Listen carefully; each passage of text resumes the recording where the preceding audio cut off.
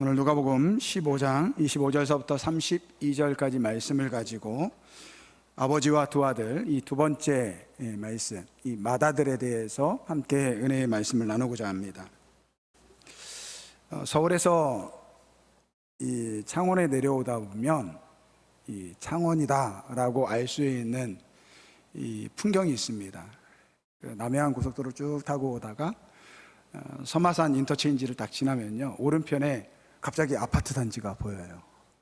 제가 처음에 이 창원에 내려올 때 그 아파트 단지를 보면서 이제 여기 창원이 가까이 왔구나 라는 것을 알게 되었습니다. 그때는 굉장히 낯설었던 이 풍경인데요, 지난주에 이제 휴가를 맞이해 가지고 잠시 이 성남에 다녀왔습니다. 예전에 서울에서 이제 사역을 할 때 이쪽 부산에 계신 분들이나 이 영남로에 계시는 목사님들에게 이렇게 좀 자주 놀러 오라고 그렇게 이야기하면은 머리를 극적극적거려요. 그러면서 가고 싶은데 너무 멀어서. 막상 제가 와서 살다 보니까요, 정말 멀은 것 같아요. 저도 이번에 정말 오랜만에 아이들 데리고 장모님 한번 뵈러 갔다 왔거든요. 그래서 월요일 날 저녁에 출발해 가지고 천안 신학원에서 하룻밤 자고, 그리고 이 화요일 날 아침에 일어나 가지고 성남에 가 가지고 장모님과 점심 먹고, 그리고 시간 좀 보내다가 이렇게 저녁에 다시 내려왔어요. 내려오는데 또 그 서마산 지나면서 오른쪽에 그 아파트 단지가 보이는 거예요.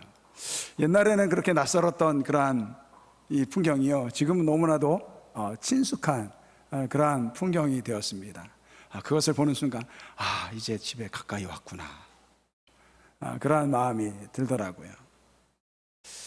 지난주에 우리 오늘 본문 말씀에 이 둘째 아들에 대한 이야기를 나누지 않았습니까? 그 집을 떠났던 그 둘째 아들이 이 아버지의 집에 들어올 때 그 느꼈던 이 심정을 조금이나마 느낄 수 있는 그러한 시간이 되었습니다. 이 둘째 아들이 이제 돌아오니까 이 아버지가 너무 기쁜 거예요. 그래서 그 거지 모습을 하고 있는 그 아들을 씻기고, 그리고 그에게 옷을 입히고 신발을 신기고, 그리고 나서 그를 위해서 큰 잔치를 베풉니다.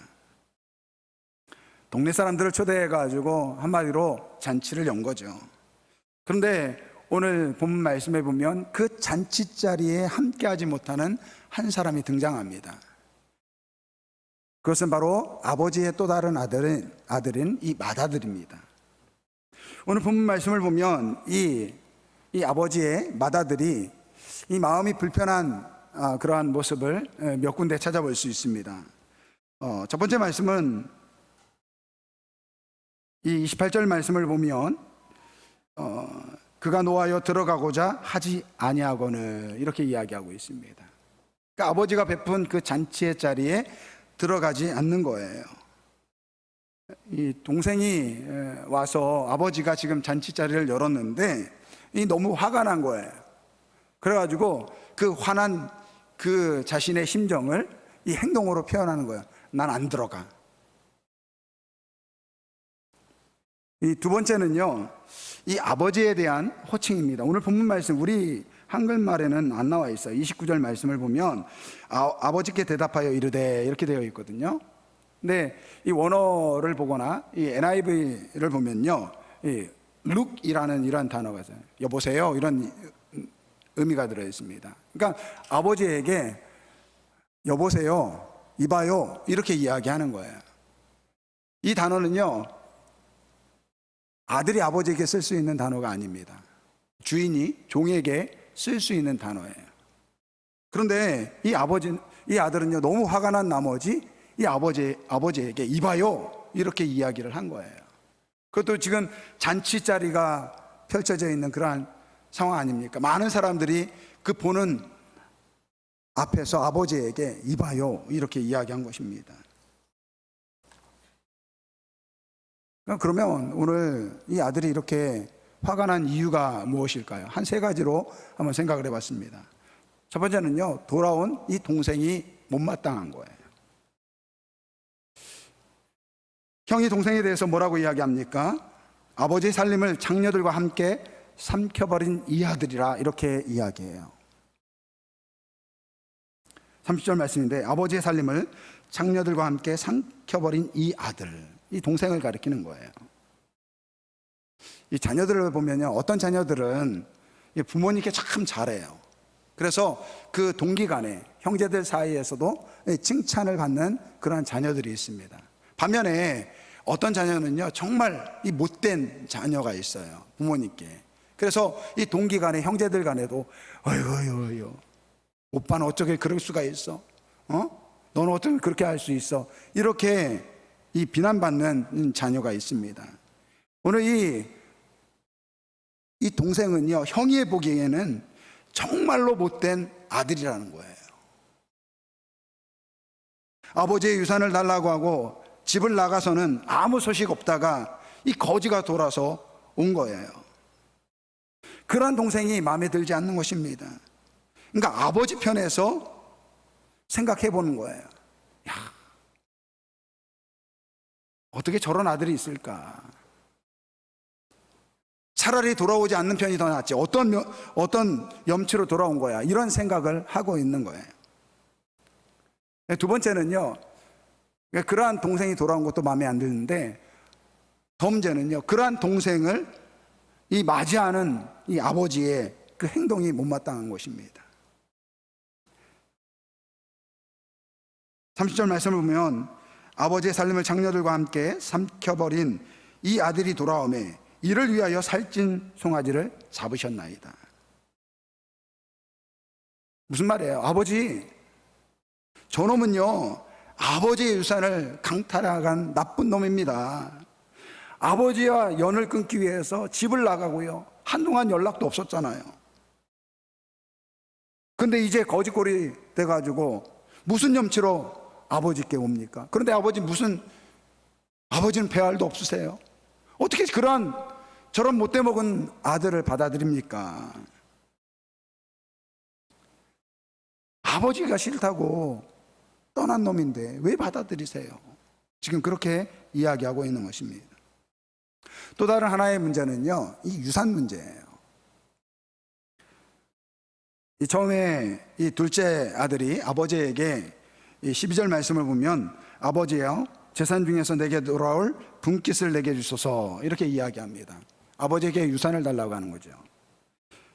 근데 거기 보면은 12절 마지막 절에 보면 아버지가 그 살림을 각각 나눠줬다, 이렇게 말씀하고 있어요. 그러니까 이 둘째 아들에게 뿐만 아니라 이 첫째 아들에게도 나눠준 것입니다. 당시 이 유대 사회에서는요, 재산을 이 아들들에게 상속할 때 대개 첫째 아들에게는 이 둘째 아들보다 이 2배를 더 많이 상속을 한다고 합니다. 그러니까 아버지의 재산의 3분의 1은 이 둘째 아들에게, 그리고 이 3분의 2는 이 맏아들에게 주어진 거예요. 근데 문제는 이 둘째 아들이 집을 떠나서 그 받은 상속을, 유산을 다 써버리고 이 아버지의 집으로 돌아온 거예요. 근데 아버지가 지금 그 동생을 다시 아들로 맞이하게 되면요, 상속권이 다시 생긴다라는 거예요. 그러면 큰아들 입장에서는 굉장히 불공평한 거 아닙니까? 또 아버지의 재산을 나누게 되면 자기가 받은 그 상속 중의 일부를 이 동생에게 줘야 되는 그러한 일이 나고 있는 것입니다.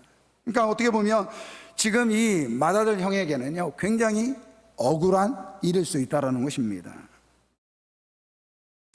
근데 오늘 이 맏아들에게 몇 가지 잘못이 있습니다. 이 맏아들은요, 아버지와 아들의 관계를 지금 잘못 이해하고 있다는 것입니다. 형은 동생이 돌아왔을 때 마치 아버지를 위해서 이 동생을 막 비난을 합니다. 그런 동생을 왜 받아들입니까? 그런 자식을 왜 받아들입니까? 아버지를 위해서라도 받으시면 안 됩니다. 그렇게 이야기를 하고 있는 거예요. 그러나 이 맏아들은요, 이 아버지에게 이 둘째 아들이란 이 둘째 아들의 존재가 얼마나 귀한지를 다 깨닫지 못했다라는 것입니다. 여러분, 자식은요, 부모를 떠날 수 있습니다. 자식은 부모가 싫어서 이 부모를 떠날 수 있지만요, 부모는요, 그 떠난 자식을 절대로 잊을 수 없습니다. 그것이 부모예요. 우리 교회에도 많은 부모님들이 계시는데, 우리 자녀들을 키우다 보면요, 태어나서 공부시키고, 그리고 이제 자라가지고 결혼을 시키지 않습니까? 그러면 이제 한 가정을 세운 거잖아요. 그러면 이제 끝입니까? 아니요, 그렇지 않더라고요. 우리 교회 이 새벽에 예배 드리는 분들을 보면요, 새벽 재단에 나와서 기도하는 기도 제목에 거의 80~90%는요 자식을 위한 기도예요. 이미 출가를 했습니다. 이미 내 품을 떠나서 가정을 세우고 잘 살아가고 있어요. 그런데도 어머니 마음에는, 아버지 마음에는요 불안한 것입니다. 옛날에 보면은요, 이제 부모님들이 이 자식 집을 찾아가면요 어떻습니까? 머리에 짐을 이고 양손에 짐보따리를 지고 이 자식들에게 주고 싶은 그러한 이 음식이나 여러 가지 재료들을 가지고 올라가지 않습니까? 근데 요즘은요 그렇게 안 한대요. 집에서 핸드폰 탁 보면서 또는 홈쇼핑 보면서 대신 주문을 해주는 거예요. 그래서 이제 전화하는 거예요. 얘야, 내가 뭐 보냈다, 받아라. 이게 부모님의 마음이라는 거예요.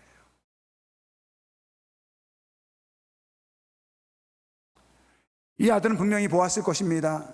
이 형은요, 아버지가 그 동생이 나간 이후로 아버지가 늘 노심초사하면서 그 동생을 기다렸던 그 모습을 보았는데도 불구하고 이 아버지의 마음을 잘 이해하지 못했습니다. 왜 이해하지 못했을까요? 이 큰아들에게 자체의 문제가 있습니다.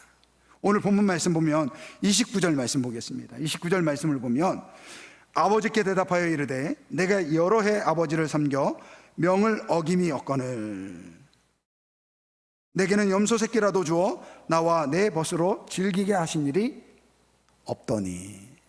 여기에서 보면요, 먼저 이 맏아들이 아버지에게 이렇게 이야기합니다. 내가 아버지를 섬겼다. 이 원어를 보면요, 듀리오라는 이 말을 사용하고 있습니다. 이게 무슨 말이냐면 종처럼 섬긴다라는 거예요. 그래서 NIV 이 영어 성경을 보면 I have been slaving for you 이렇게 되어 있어요. 내가 당신을 위해서 노예처럼 살아왔습니다. 이렇게 이야기하는 거예요. 물론 이 말씀을 좋은 식으로 해석할 수 있어요. 아버지에게 종된 마음을 가지고 아버지가 시키는 일이라면 무조건 순종하는 그러한 의미로 지금 해석을 할 수 있습니다. 하지만 지금 이 큰아들이 하는 이야기는요, 그런 뜻이 아니라는 거예요. 내가 아버지를 위해서 종처럼 일했습니다. 노예처럼 일했습니다. 그러니까 무슨 말이냐면 아버지의 아들로서 아들이지만 내가 자신을 종으로 생각하고 있다는 거예요. 아버지를 위해서 일한다고 하지만 어쩔 수 없이 이 강압적으로 마음의 부담을 가지고 그렇게 아버지 옆에서 아버지를 섬겼다라는 거예요. 분명히 아버지의 아들인데 스스로를 아버지의 종으로 여겼다라는 것입니다. 여기서부터 문제가 생기는 거예요. 그러고서 뭐라고 이야기합니까? 섬겨 명을 어김이 없거늘. 아버지의 말씀을 다 따랐다라는 것입니다. 지금 아버지에게 아버지 그렇게 이야기하고 있어요. 그런데 실상은 자기를 아버지의 종으로 여기고 있다는 것입니다. 그러니까 아버지의 말씀을 지키는 것도요, 아버지의 아들로 지키는 것이 아니라 아버지의 종으로서 아버지의 말씀을 지켰다라는 거예요. 여러분, 아들로서 아버지의 명령을 지키는 것과 종으로서, 노예로서 아버지의 명령을 지키는 것은 전혀 다른 거예요. 여러분, 우리가 자녀들이 아버지의 명령을 지킬 때는 어떻습니까? 아버지를 존경하기 때문에, 아버지를 사랑하기 때문에, 아버지를 기쁘게 하기 위해서 그 말씀에 순종하는 거예요. 그러니까 아버지의 명령을 지킨다라는 것은 나 자신을 위해서가 아니라 아버지를 위해서 그 말씀에 순종하는 거예요. 그런데 여러분, 이 종으로 명을 어기지 않는다라는 것은, 이 종으로서 아버지의 말씀을 지켰다라는 것은 무엇입니까? 물론 종도 주인에게 유익을 줄 수 있죠. 하지만 종이 명령을 지키는 것은요, 자기에게 잘못된 일이 생길까 봐, 주인의 명령을 지키지 않으면 혼날까 봐, 매를 맞을까 봐 그 말씀에 지키는 거예요. 또 다른 이유는요, 종이 주인의 말을 지키는 이유는요, 내가 주인의 말을 잘 지키면 주인이 나에게 보상을 해주겠지 라는 그러한 마음이 들어있다는 것입니다. 그래서 아버지가 돌아온 동생을 위해서 이 잔치를 베풀 때 이 아들이 묻습니다. 29절 23절 아버지께 대답하여 이르되 내가 여러 해 아버지를 섬겨 명을 어김이 없거늘 내게는 염소 새끼라도 주어 나와 내 벗으로 즐기게 하신 일이 없더니 아버지의 살림을 장녀들과 함께 삼켜버린 이 아들이 돌아오매 이를 위하여 살찐 송아지를 잡으셨나이까. 무슨 말이에요? 아버지, 내가 아버지 옆에 있으면서 아버지를 종처럼 섬겼는데 그러면 나에게도 뭔가를 보상으로 주셔야 되는 거 아닙니까? 그렇게 질문하고 있다는 거예요. 오늘 이 본문 말씀 속에서 여러분, 둘째 아들은요, 아버지의 유산을 가지고 나름대로 잘 살기 위해서 아버지의 품을 떠났어요. 근데 실패했습니다. 근데 큰아들은 어떻습니까? 여러분들, 큰아들은요, 아버지 옆에 있지만 실상 그도 잃어버린 아들이라는 거예요. 아버지의 아들이 아니라 아버지의 종으로 생각하고 옆에 있었다라는 거예요. 아버지가 이 사실을 알면요, 얼마나 마음이 아프겠습니까? 그러니까 이 큰아들은요, 마치 아버지 옆에서 아버지를 위해서 있는 것처럼 보이지만 실상은 나를 위해서, 나의 욕심을 채우기 위해서 아버지를 이용하고 있다는 거예요. 여러분, 여기서 한 가지 제가 말씀드리고 싶은 게 있어요. 저는 오늘 이 시간 이 예배를 드리는, 이 말씀을 드리는 우리 모든 성도분들이 하나님께 정말로 신실한 분들이 되시길 주님으로 축원드립니다. 하나님 말씀대로 살아가는 분들이 되시길 주님으로 축원드립니다.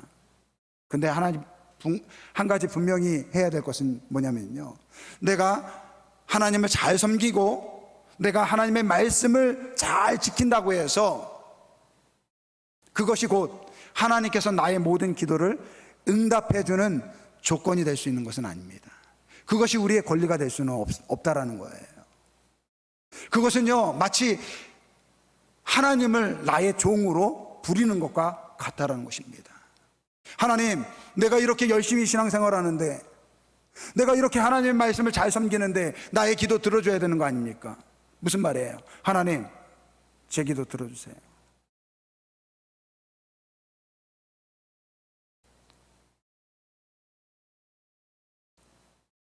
그러니까 오늘 이 큰아들은요, 아버지의 아들이지만 아버지의 아들로서 참된 기쁨을 누리지 못하고 있다는 것입니다. 왜 그렇습니까? 아버지의 잘못된 관계 때문에 그렇습니다.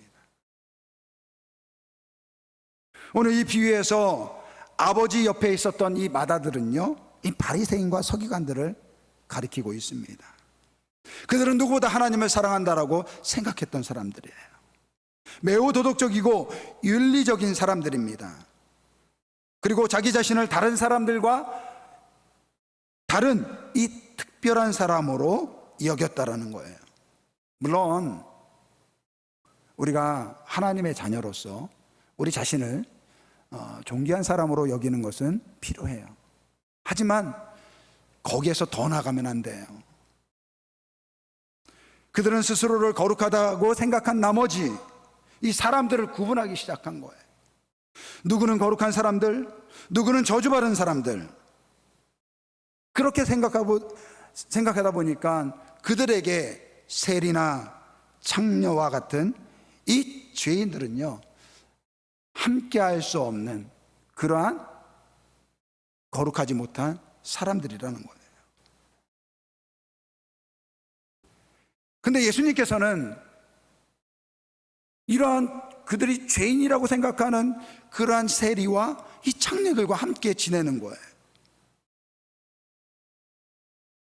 죄인들이 예수님께 찾아오는 것을 마다하지 않으셨습니다. 오히려 그들과 함께 있기를 기뻐하셨고 그들과 함께 식사하시면서 그렇게 그들과 함께 한다라는 것입니다.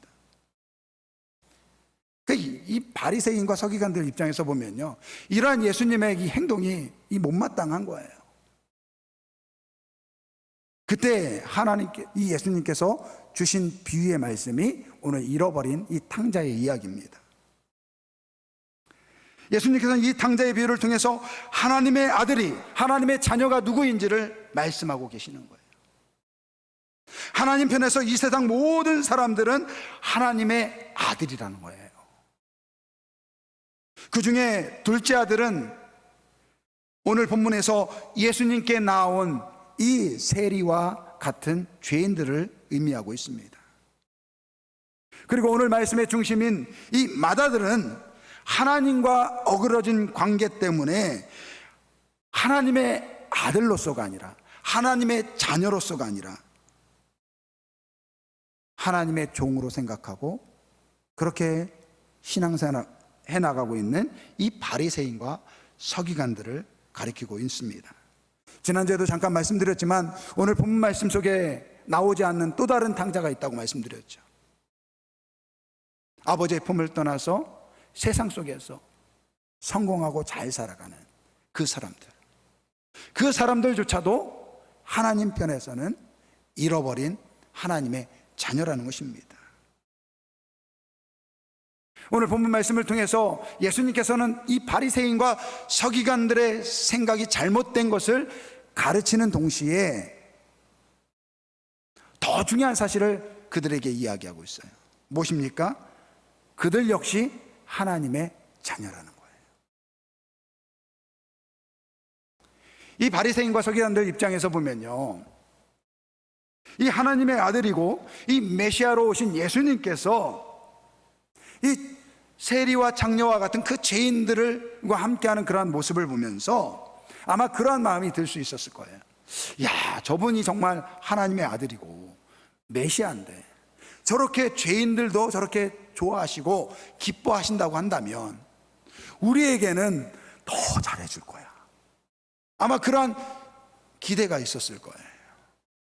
근데 그러한 기대하고 정반대로 하나님께서는, 예수님께서는요, 그들의 이 외식을 나무라셨어요. 왜 그랬습니까?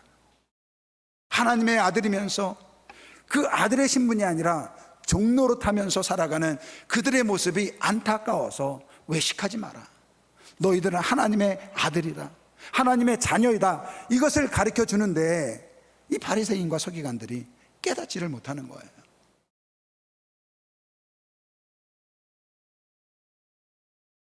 그래서 오늘 이 본문 말씀 속에서 이 마다들을 대하는 아버지의 모습을 보세요. 여러분, 이 둘째 아들이 아버지의 집에 돌아올 때 어떻게 했습니까? 아버지가 먼저 나가서 그 둘째 아들을 맞이하지 않았습니까? 근데 마다들에게도 마찬가지예요. 이 마다들이 심기가 불편해가지고 이 땡깡을 부리는 거예요. 나 아버지가 차려놓은 그 잔치에 들어가지 않겠다고. 그러면서 밖에서 소송거리고 있는 거예요. 그때 뭐라고 합니까? 28절 하반절에 보면 그가 노하여 들어가고자 하지 아니하거늘 아버지가 나와서 권하되. 누가 나왔다고요? 아버지께서 나오신 거예요. 아버지께서 나와서 그에게 말하십니다. 그 아들은 아버지에게 보세요, 아버지, 이렇게 말하는 그 무례한 아들을 향해서 뭐라고 이야기합니까? 31절 말씀입니다. 31절 말씀 우리 한번 다 같이 읽어보겠습니다. 아버지가 이르되 예 너는 항상 나와 함께 있으니 내 것이 다 내 것이로되. 아멘.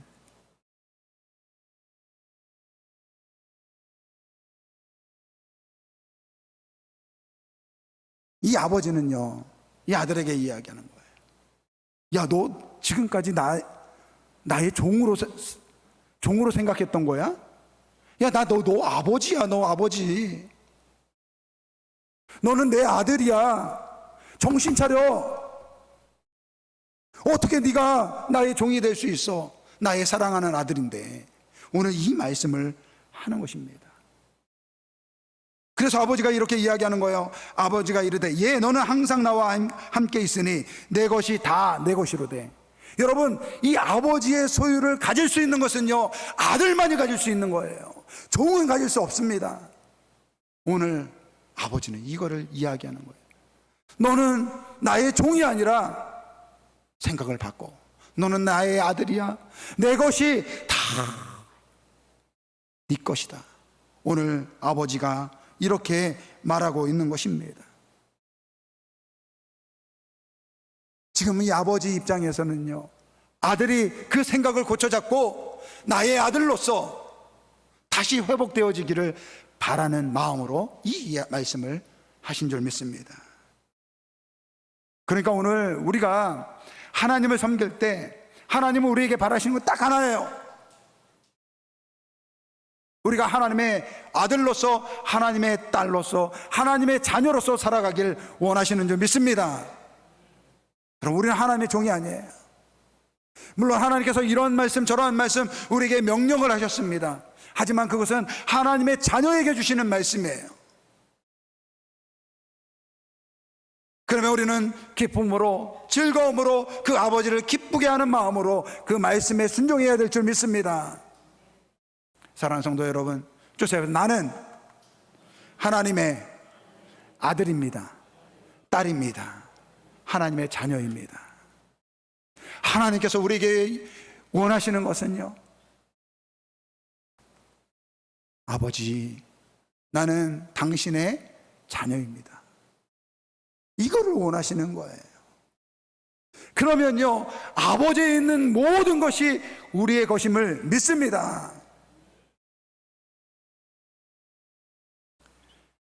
그리고 그 아버지는 아들에게 32절에 이렇게 말합니다. 이 내 동생은 죽었다가 살아났으며 내가 잃었다가 얻었기로 우리가 즐거워하고 기뻐하는 것이 마땅하다 하니라. 지금 아버지는요, 너무너무 기쁜 거예요. 27절 말씀해 보니까 이 맏아들이 이제 집에 왔는데 막 집에서 지금 잔치가 벌어진 거예요. 막 이 풍악 소리가 나고 막 이 사람들이 왁작지껄하는 그런 소리를 들은 거예요. 그때 무슨 일인가 물을 때 여기 말씀을 보면 27절에 대답하되 당신의 동생이 돌아왔음에 당신의 아버지가 건강한 그를 다시 맞아들이게 됨으로 인하여 살찐 송아지를 잡았다. 여러분, 여기 말씀을 보면요, 아버지가 그 아들이 그냥 건강하게 돌아온 것이 너무 기뻐서 잔치를 베풀고 있는 거예요. 아버지 입장에서는 그가 자신의 그 많은 소유를 잃어버린 것, 그거 중요하지 않는다는 거예요. 중요한 것은 내 잃어버린 아들, 내가 죽은 줄 알았던 그 아들이 다시 돌아와서 건강한 모습으로 돌아와서 나와 함께 할 수 있다는 것이 너무너무 기뻐가지고 지금 잔치를 열고 있는 거예요. 그럼 이 잔치의 기쁨은 지금 아버지의 기쁨이에요. 지금 이 잔치에 온 동네 사람들이 함께 기뻐하고 있어요. 근데 이 기쁨을 함께 누리지 못하는 사람이 있습니다. 큰아들이에요. 가장 아버지 옆에 있으면서 아버지의 마음을 안다고 하는 사람이 정작 아버지의 기쁨에 참여하지 못하고 있다는 것입니다. 그래서 아버지가 이야기하는 거예요. 너도 이 기쁨의 자리에 함께 하자구나. 나의 기쁨이 너의 기쁨이 될 수 없겠니? 이렇게 말씀하고 있는 것입니다. 지금 예수님께서는 지금 이 현장에 있는 나타나는 그 현장에서 일어나는 일을 그대로 비유로 말씀하고 계시는 거예요. 예수님은 지금 이 세상에 복음의 좋은 소식을 가지고 오셨어요. 그래서 예수님이 가는 곳마다 수많은 사람들이 모였습니다. 거기에는 죄사함과 용서함이 이루어지고 예수님으로 인해서 기쁨과 즐거움이 넘쳐나는 그러한 자리입니다. 많은 사람이 그 안에서 함께 기뻐하고 즐거워하는데, 자칭 하나님을 가장 잘 섬긴다고 하는 사람들, 스스로를 하나님 앞에 거룩한 사람이라고 이야기하는 이 바리새인과 서기관들은 그 하나님의 기쁨에 참여하지 못하고 있다는 거예요. 오늘 이 말씀을 통해서 하나님은 이 바리새인과 서기관들에게 말씀하십니다. 너희들도 하나님의 아들이다. 너희들도 하나님의 이 구원의 기쁨에 함께 동참하는 자가 되라. 여러분, 지난주에 말씀드렸지만 이 둘째 아들도 우리지만 오늘 이 큰 아들도 바로 오늘 우리의 모습을 이야기하고 있는 것입니다.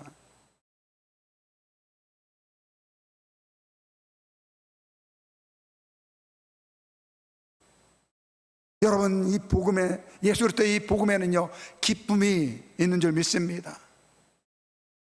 우리의 상처를 싸매어주고 우리의 모든 죄가 용서받는 것이 바로 예수 그리스도의 이 십자가의 은혜 가운데 나타나는 현상이에요. 이게 큰 기쁨인 줄 믿습니다.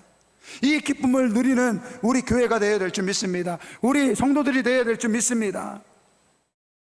여러분, 교회가 복음을 잃어버리고 성도들이 복음을 잃어버리면요 오늘 바리새인과 서기관들과 같은 사람들이 될 수 있다는 것을 꼭 기억하시기를 바랍니다. 예수님, 하나님께서 베풀어 주신 이 잔치에 들어가지 못하고 스스로 거룩하다고 생각하면서 남을 비난하고 정죄하는 그 자리에 오를 수 있다는 것입니다. 그러한 우리를 향해서, 그러한 교회를 향해서, 그러한 성도를 향해서 오늘 하나님께서 우리에게 말씀하십니다. 아들아, 너는 나의 종이 아니라 너는 나의 아들이다. 이 기쁨에 함께 참여하자구나. 할렐루야. 하나님께서 베푸신 이 예수 그리스도의 십자가의 은혜에, 이 복음의 기쁨을 늘 깨닫고 그 은혜 가운데 거하는 우리 모두가 되길 주님의 이름으로 축원드립니다.